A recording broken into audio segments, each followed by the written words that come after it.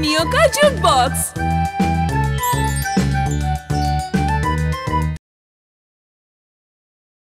जादुई school bag. एक समय की बात है, एक गांव में आयुष नाम का लड़का रहता था। वो बहुत ही सीधा साधा और सुशील था। सबसे बड़े प्यार से बात करता था। वो स्कूल भी जाता था और पढ़ाई में भी आगे था और स्कूल छूटने के बाद टाइम से घर चला आता था। एक बार की बात है, उसने अपने पापा से कहा, पापा पापा मुझे एक नया बैग चाहिए। नया बैग? अरे अभी तो तुम्हें एक नया बैग लेकर दिया था। पापा ये बैग तो फट गया है। बेटा, हमारे पास इतने पैसे नहीं हैं कि हम तुम्हें अभी एक नया बैग दिला दें। तुम तो जानते हो कि घर की हालत क्या है। खाने के लिए भी खाना बड़ी मुश्किल से मिल पाता है। हम तो बड़ी मुश्किल से तुम्हारी पढ़ाई का खर्चा निकाल रहे हैं और तुम हो कि नया बैग मांग रहे हो। अब तुम सोचो हम कहाँ से लेकर आएं? ठीक है पापा, कोई बात नहीं, मैं इस पुरानी बैग के सहारे ही काम निकाल लूंगा। आयुष घर से चला जाता है। आयुष को अपने घर की हालत अच्छी तरह पता थी, इसलिए वो कभी भी कुछ भी नहीं मांगता था। इसलिए आयुष घर के बाहर आ गया। आयुष अपने मन ही मन ये सोचता रहा कि उसका पुराना बैग तो फट गया है। वो क्या करे, अपनी पुस्तकें कैसे लेकर स्कूल जाए। ये सोचते हुए आयुष चलता जाता है और चलते चलते जंगल में पहुंच जाता है। उसे पता भी नहीं चलता। जब वो अपने ख्यालों से निकलता है तब उसे ध्यान आता है, अरे मैं कहाँ आ गया? अरे नहीं, ये तो घना जंगल है। यहाँ पर किसी ने मुझे खा लिया तो पता भी नहीं चलेगा घर वालों को कि मैं मर चुका हूँ।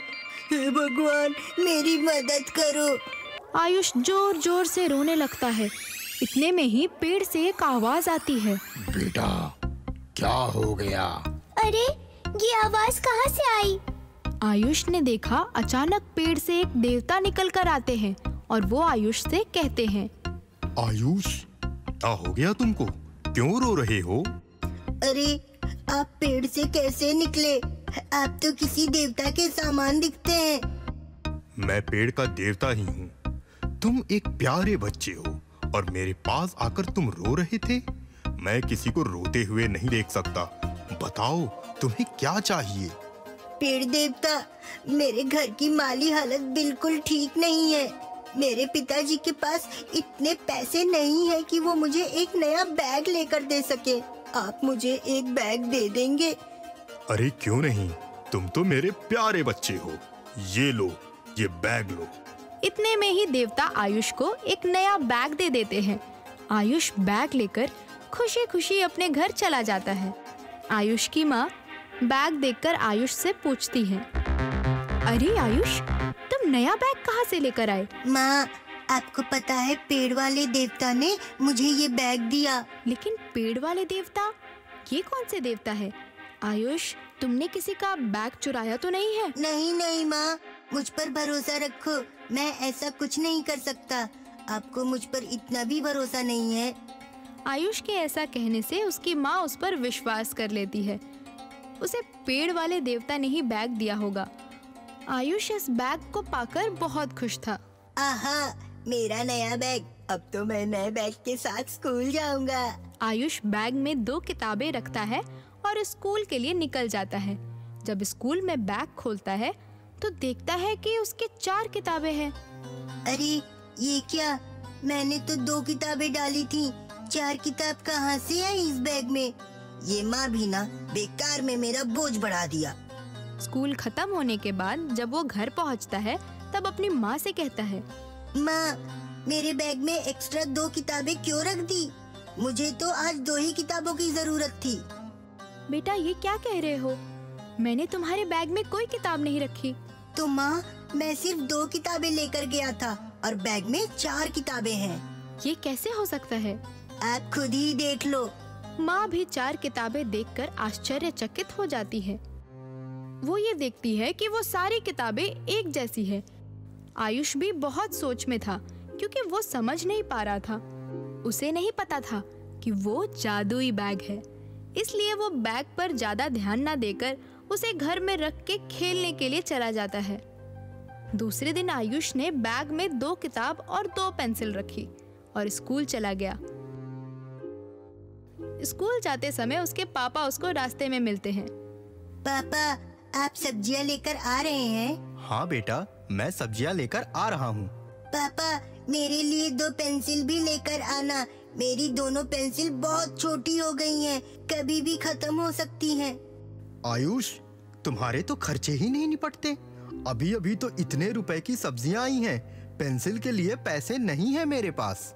ठीक है पापा, आपके पास जब पैसे हो तब पेंसिल ला देना। ठीक है, स्कूल जाओ तुम। आयुष उदास होकर अपने स्कूल में चला आता है और अपने बैग से पेंसिल और किताबें निकालने लगता है। वैसे ही वो देखता है कि उसके बैग में 2 पेंसिल की जगह 4 पेंसिल है। आयुष ये देखकर बहुत खुश हो जाता है और अब वो समझ गया कि ये बैग कोई साधारण बैग नहीं है, ये एक जादुई बैग है। इसमें जो भी कुछ डाला जाए वो दुगना हो जाएगा। अब तो आयुष माँ के दिए हुए पैसे भी उसमें डाल देता है और वो पैसे भी एक की जगह 2 सिक्के निकालते हैं। अब तो आयुष के पास किसी भी चीज की कोई कमी नहीं थी। जैसे ही उसकी पेन खत्म होने लगती, उसे बैग में रख देता और वो 2 हो जाती। धीरे धीरे वो दोस्तों को भी मदद करने लगा। एक दिन जब आयुष क्लास में बैठा था तो उसने देखा कि रीना जोर जोर से रो रही थी। रीना, तुम रो क्यों रही हो? क्या बताऊं आयुष, मेरा रबर खत्म हो गया है, अब मैं कैसे मिटाऊंगी? लाओ, अपना पुराना रबर दो।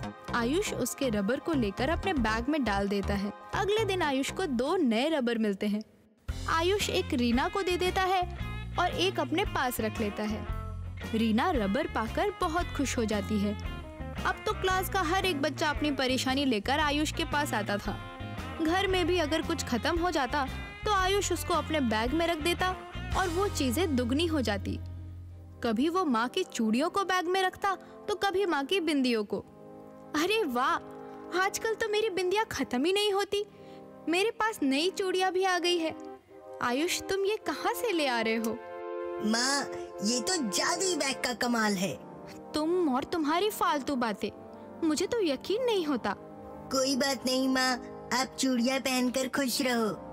आयुष बहुत खुश था क्योंकि वो सबकी मदद कर पाता था।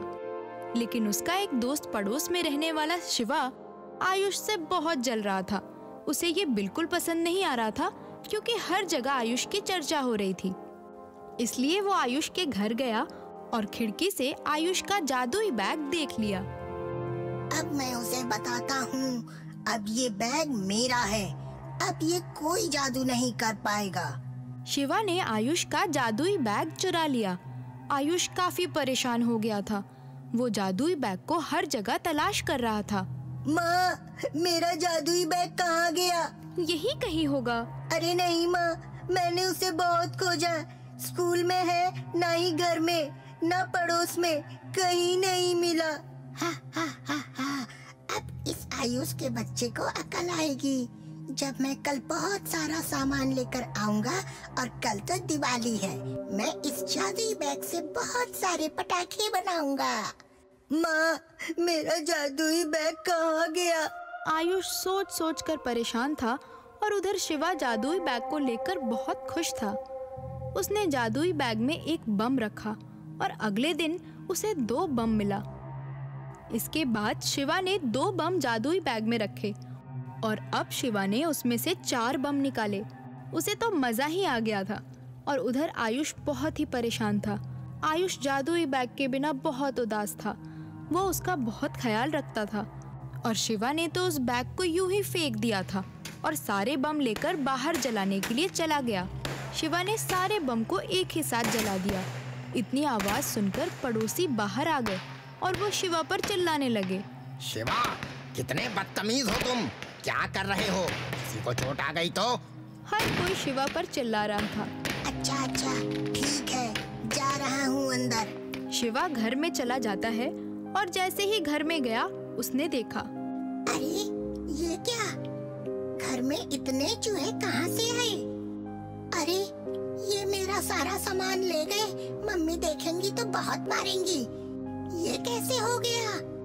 दरअसल जैसे ही शिवा बाहर गया, जादुई बैग को घर के एक कोने में फेंक कर चला गया था। तभी उसमें 2 चूहे बैग के अंदर घुस गए और वो 4 होकर बाहर निकले। फिर 4 चूहे अंदर घुसकर 8 होकर बाहर निकले। इसी तरह से चूहे की संख्या बढ़ती चली गई और शिवा का पूरा घर चूहा से भर गया। वो घर से बाहर आया। अरे मुझे कोई बचाओ इन चूहों से। ये चूहे मार डालेंगे। इन्होंने मेरा पूरा घर बर्बाद कर दिया है। मम्मी मुझे बहुत मारेगी। शिवा की आवाज सुनकर आयुष समझ जाता है कि उसका जादुई बैग उसी के पास है। आयुष जाता है और अपने जादुई बैग को उठा लेता है। अरे वाह, मेरा प्यारा बच्चा मुझे मिल गया। शिवा आयुष से माफी मांगता है। आयुष एक नेक लड़का था, वो शिवा को माफ कर देता है। बच्चों, हमें इस कहानी से ये शिक्षा मिलती है कि किसी भी चीज को हमें चुरानी नहीं चाहिए।